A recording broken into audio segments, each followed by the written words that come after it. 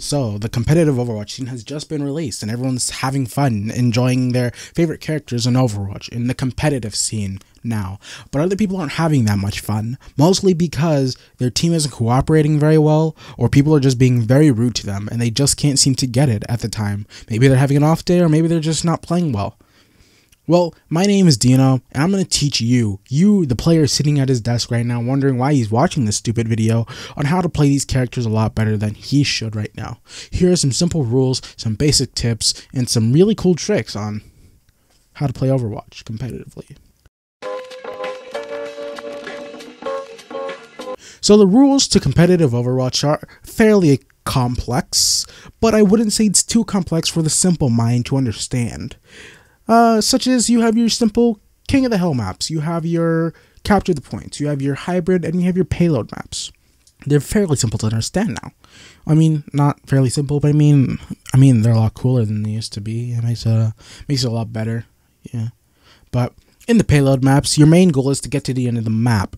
But the other team, if they end up stopping you at a certain point, whether it be outside of the spawn point, or you be at like 0.5 meters away from winning the game, you lose. But the catch is, the other team has to get past that point.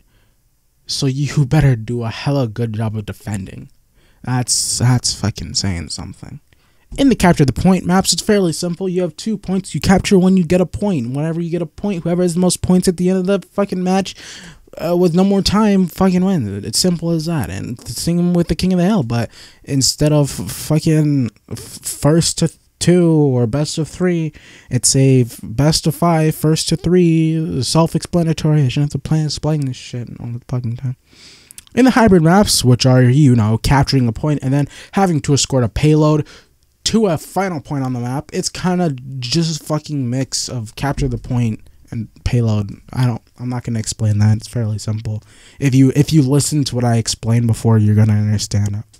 Characters are the biggest fucking part of this game. I can't stress that enough. Like, understanding what your character does and what your character can do is what changes the game a lot. If you have your ults and you know how much damage your ult does, or how fucking broken your ult is, you should always fucking have that prepared. Oh shit, my Zarya used her ult. Let me fucking combo the shit out of this. And then I'm playing fucking Reaper. I'm gonna fucking combo this shit super well. Oh shit, my fucking Zarya ulted. And then my Reinhardt ulted so he can't fire back at me if I ult. Let me play fucking 76. And then I'm gonna combo the shit out of this. I'm gonna get fucking play the game. It's simple as that. Like, I shouldn't have to explain it any other way. Like, super simple. Super simple. Fuck yeah. Each map within itself is super unique. Whether it be the King of the Hill maps, or you have where you have Lijiang Tower, you have Nepal, you have Ilios, or it's the more hybrid maps, which are, fucking Hollywood and Numbani, Kings Row, those kind of maps. It's kind of, fucking bullshit. Understanding the layout of these maps, it kind of helps in the end, because like you can be like a fucking tracer and then you can be like running around, you like Sonic speed, like you run around and then you there's a bastion, let me just sneak up behind this bastion and shoot him a little bit, and then he's dead, and then your team just like, oh fuck yeah, tracer, good shit, and then they can just push past and get the fucking point. See, like, if you know what to do as a tracer or as a 76, because you're faster than a lot of characters in the game. If you know your alleyways, if you know your backways, if you know how to sneak around pretty good, you're gonna tear apart the enemy's defense. Like, a good 76 and a really good tracer know how to tear apart an enemy's defense fairly easily. I mean, hell, even a good Pharah and a good Reaper know how to do it. And it makes a hell of a lot difference using the map layout to your advantage. Like, fucking, what map is it? Temple of Anubis. Yeah, when you're on Temple of Anubis, and then you have those small cracks everywhere, and you're playing Junkrat, or Pharah, or even Widowmaker, and then like when you walk left, and then you're like, okay, when at the start of the thing, you can like go in to the big arch, and then when you take a left, there's like in the room where you're going to like the big stage area, and then you look up and there's like those small windows. If you're a Junkrat or a Widowmaker or even Pharah, anyone who can like jump super high, Genji, Hanzo who can climb, and you get through there, it makes a fucking big difference because now you're behind the team. You're behind everyone. You know what they're gonna do? They're gonna focus you, and you know what's gonna happen? Your team's gonna be like, shit, let's go in, and they're gonna go in, and you're gonna, now that you have your whole team on your side, guess what you can fucking do? You can fucking take out the whole team, and you're like, oh shit, I just helped my team. Let's move on. Contact with your team is something that's so fucking important in competitive Overwatch. Like, I can't stress this enough. Like, it pisses me off when I have a match with someone who just doesn't have a mic. I mean, I'm not gonna blame them for having a mic, but it pisses me so off so much when they have a mic and they just don't want to talk because, oh guys, my voice fucking sucks. I don't want to talk, or oh my god, I'm sorry, but like people are in the room. I mean, like, it doesn't matter. Like, it's Overwatch. We're trying to play a game. We're trying to stay in contact with each other, and it really helps if you have a mic. And if you don't have a mic, don't worry about it. Let me explain something that's super simple to you. You have these buttons on your keyboard, and I mean, they do amazing things.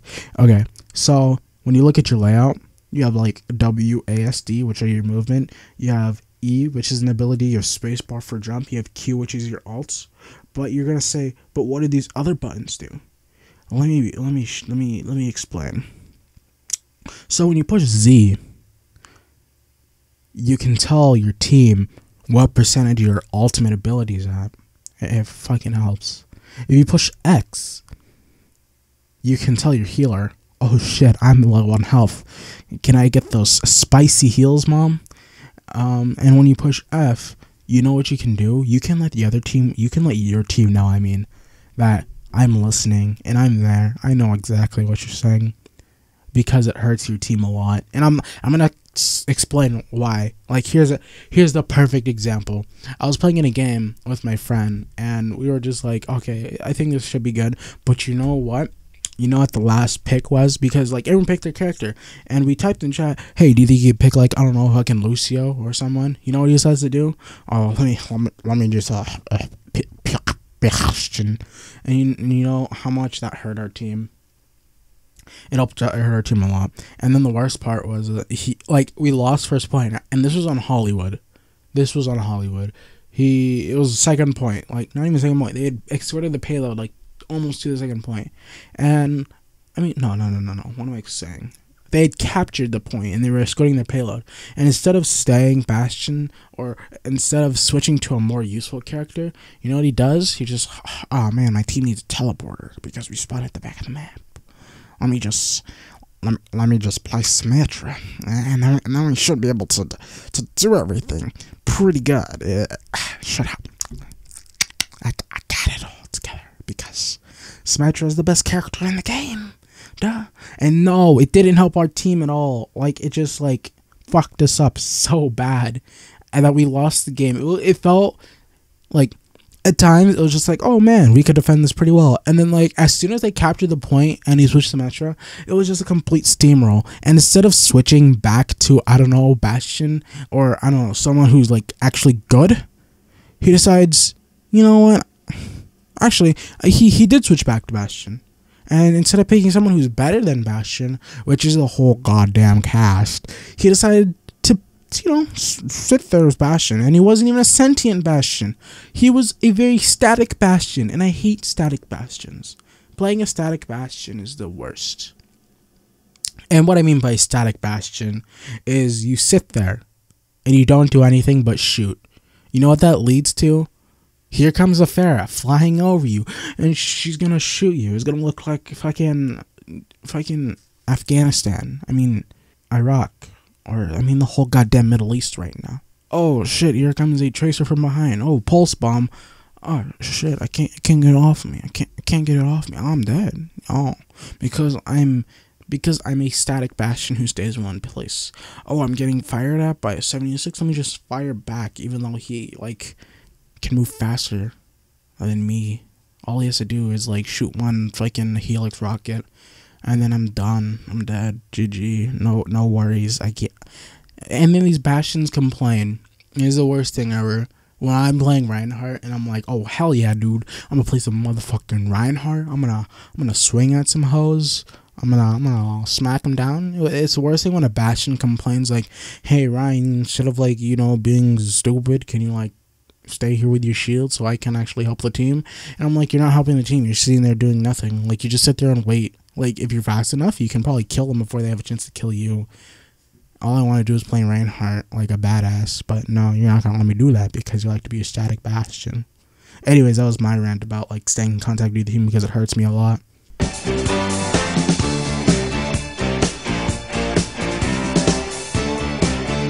Play the team, not the composition, and this goes with the story I just told you about static Bastions and stuff. I hate it when the last pick on your team is always someone who wants to play at an offensive character. It hurts so much when someone is the last pick and instead of picking the role that you need the most, let me play, I don't know, fucking Reaper, let me play fucking Pharah, let me play, and it's even worse when it's a Genji, like, oh, let me play fucking Genji. No. And you know, I'm gonna type in chat and I'm like, don't play Genji. No, Reaper, we already have enough damage on our team. Can you play like Lucio or something? No, I'm playing Reaper. Okay. And then, like, at the end of the match, he complains that, oh, where was my heals? Oh! Stuff like that. And it pisses me off so much. Like, you don't even know. It just pisses me off so much. I mean, that's my own opinion about it, but, like, oh my gosh. Continuing on, I got a little sidetrack there. It hurts a team a lot when it's just like the last pick is a role you don't need, but they decide that, oh, I'm going to play the role that supposedly the team needs, another offensive character or another sniper or a Bastion. It just hurts a lot. Like, if your team is missing a tank, don't be that asshole who picks an offensive damage dealer. And you know what? The most common setup right now that I've seen right now in competitive is you have 2 tanks, 2 damage dealers, and you have 2 healers. What you don't want to do is someone asks, can we have 2 tanks? Is you don't go tank. When they say, hey, can we get a second healer? And you don't go healer.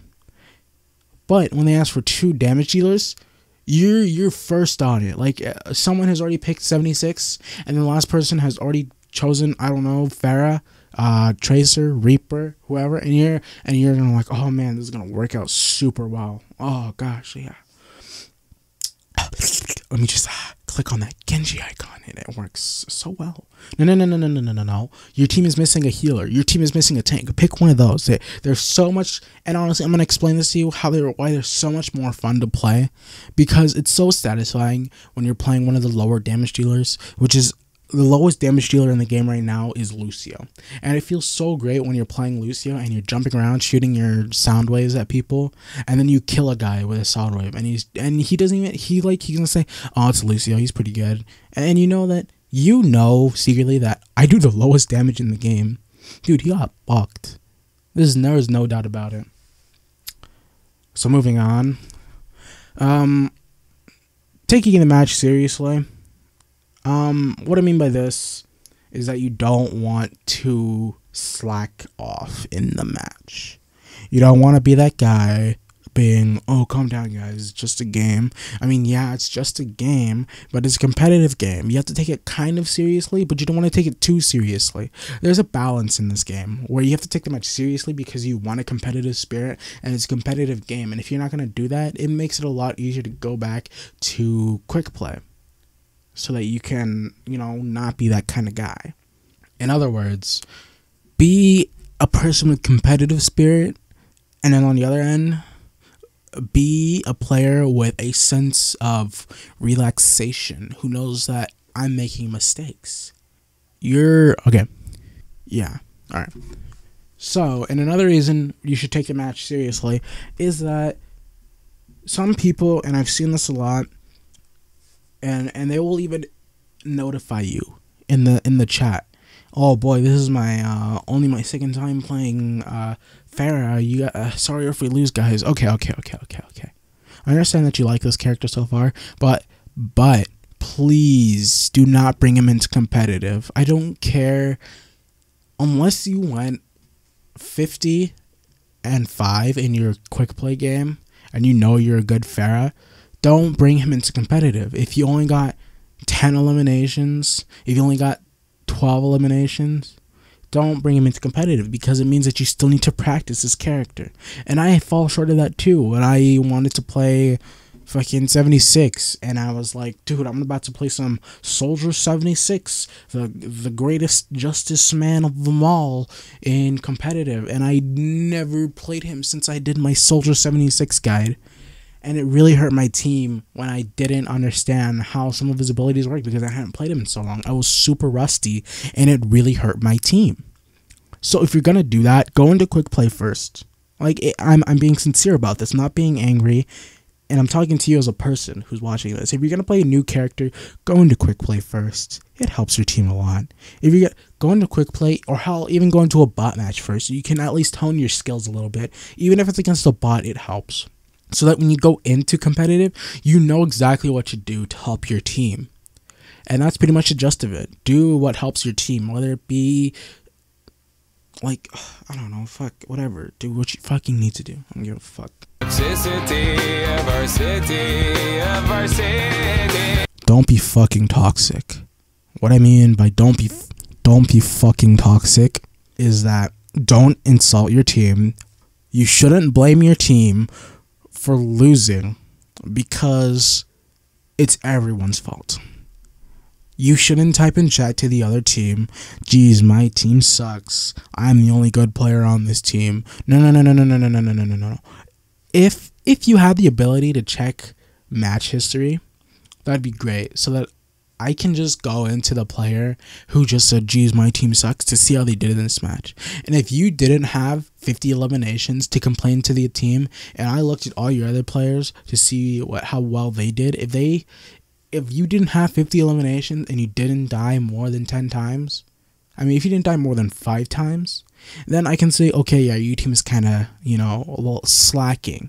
But if you don't have that, if you have less than 25 eliminations, and you're playing a character who has insane damage, or a character who has insane sustain, or a character who has insane healing to keep your team alive, it really says something when you blame your team for not doing stuff like that.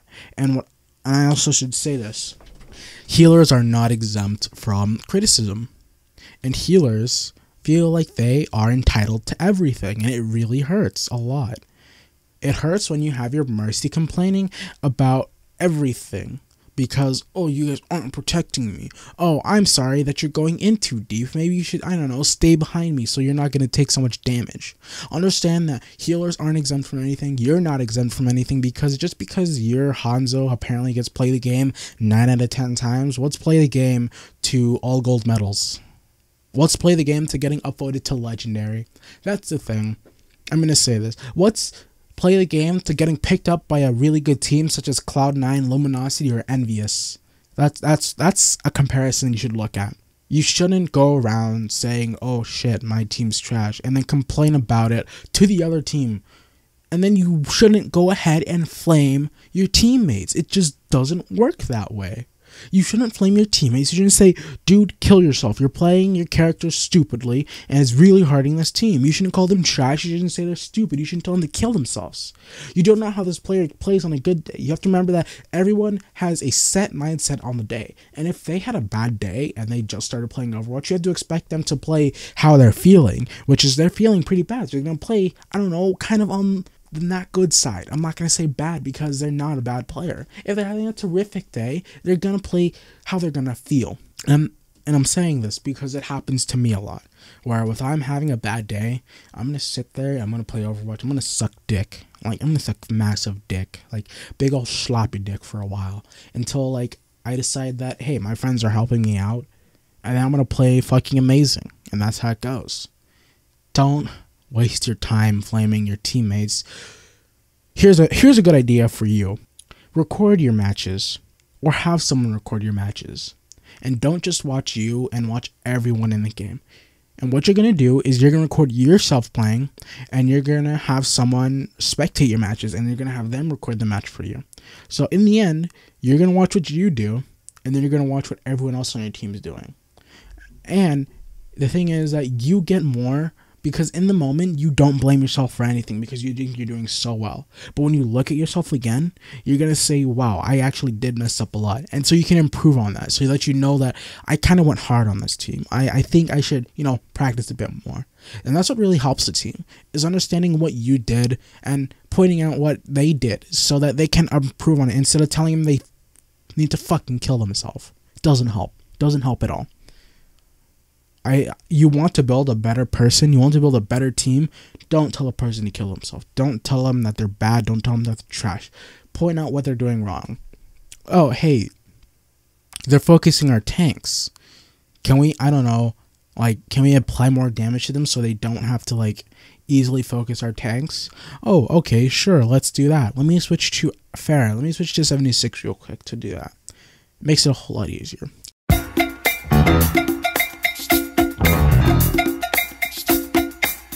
In conclusion, just relax, have fun, play the game for what it is. It's a very fun game and everyone is enjoying right now. So don't tear down a person for doing bad because you don't know how they're feeling. You don't know what they are. You don't even know who they are in their life. You don't know what they do. They might have billions of dollars to take you out, honestly. It's scary out there. It's a scary world. But, as I said, it's Overwatch. It's a fun game where everyone gets to connect with each other. You meet some amazing people out there. So, who knows? If you're nice to a guy for once, they might become a really good friend of yours. They may become institutionalized into your team as a really good player. That's all I have to say for now. My name's Dino. Have a good day, everyone. Love you. Let it get me down. 'Cause this fine old world, it keeps spinning around. I've been a puppet, a pauper, a pirate, a poet, a pawn and a king. I've been up and down and over and out. And I know one thing, each time